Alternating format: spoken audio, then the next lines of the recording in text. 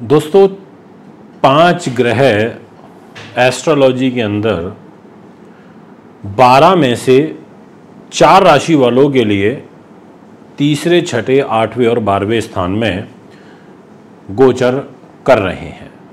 जी हाँ, आपने बिल्कुल ठीक सुना, गोचर कर रहे हैं।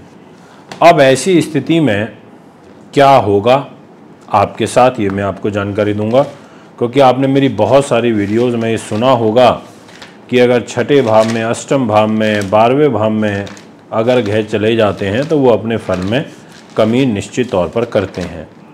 अब यहाँ आपके साथ क्या घटित हो सकता है, ये डिस्कशन का पार्ट रहेगा, इसलिए वीडियो को पूरा और अंत तक सुनिएगा। बहुत कुछ सीखने को, बहुत कुछ समझने को आपको मिलेगा। अब सबसे महत्वपूर्ण बात तो ये है कि ये जो 5 ग्रह हैं ये कौन कौन से हैं। तो मैं आपकी जानकारी के लिए आपको बता देता हूँ कि इन 5 ग्रहों का नाम है मंगल, गुरु, सूर्य, शुक्र और बुध। जी हाँ, अब राशि के हिसाब से इनका ट्रांजिट तीसरे, छठे, अष्टम और 12वें में होगा, तो उसके क्या परिणाम मिलेंगे। तो आइए शुरुआत करते हैं। और सबसे पहले वीडियो की शुरुआत में मैं आपसे बात करूंगा धनु राशि के बारे में। और उससे पहले आपको ये बता देता हूं कि ये ट्रांजिट आपका कब तक रहेगा। बुध 19 जुलाई को सिंह राशि में जाएंगे, तो वो निकल जाएंगे इस अष्टम भाव से।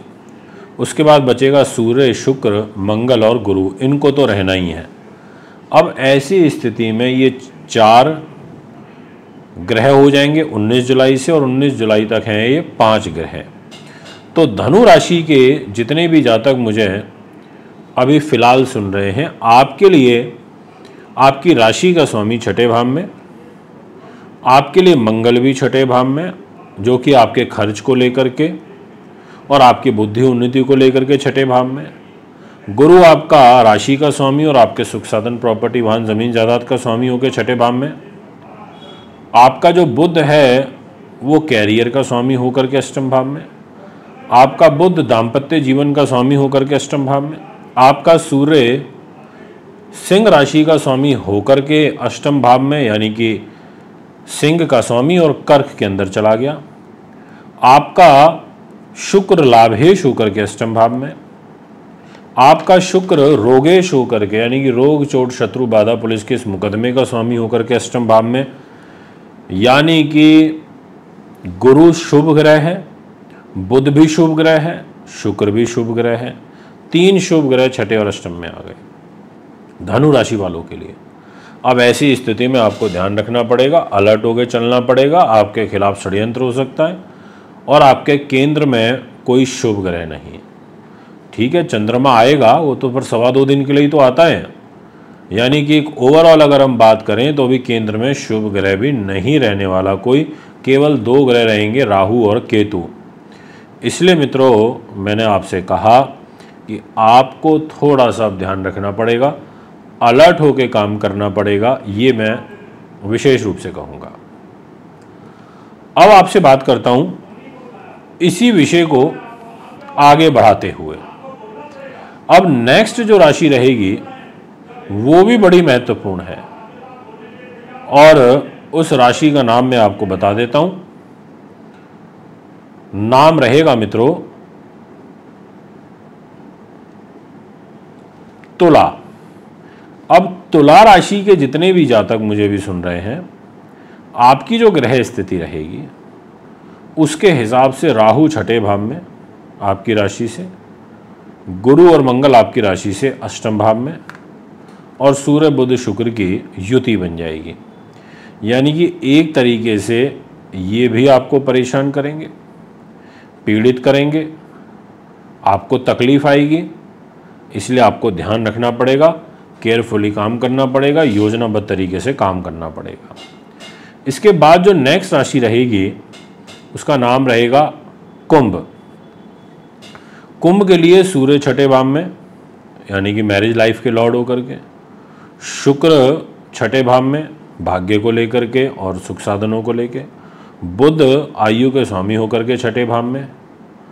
अब ऐसी स्थिति में राहु की फिर दृष्टि सूर्य, शुक्र और बुध के ऊपर, तो ये भी यहाँ पर आपको तनाव देगा और फिर आपका ऑलरेडी जो शनि है आपकी राशि का लॉर्ड, वो रेट्रोग्रेड भी हो रखा है, वो वक्र चाल में भी चल रहा है, तो इसलिए भी आपको ध्यान रखना पड़ेगा।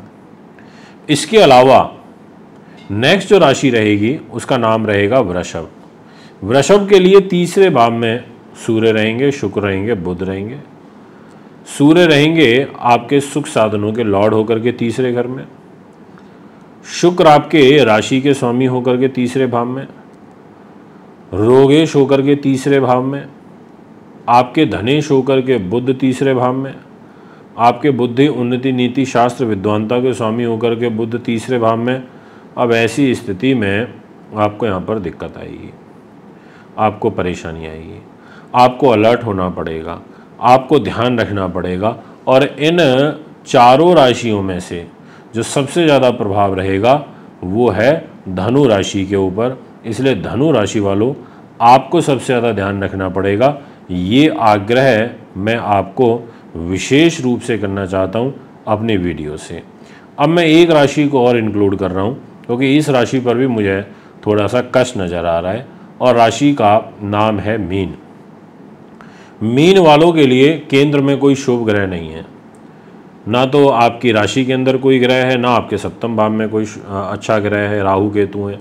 फिर आपका जो 5th हाउस है उसमें भी सूर्य शुक्र बुध बैठ गए, सूर्य भी आपको डिस्टर्ब कर रहा है, और मंगल और गुरु आपके 3rd हाउस में बैठे हैं। शनि आपका वक्री हो रखा है 12th हाउस में, तो एक तरीके से केंद्र भी खाली हो गया, कोई शुभ ग्रह तो बचा नहीं केंद्र में राहु केतु के अलावा।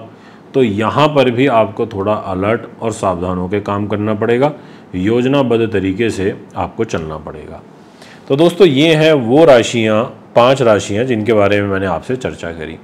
कुंडली बनवाने के लिए, दिखाने के लिए पूजा पाठ रत्न रुद्राक्ष के लिए संपर्क कर सकते हैं। नमस्कार।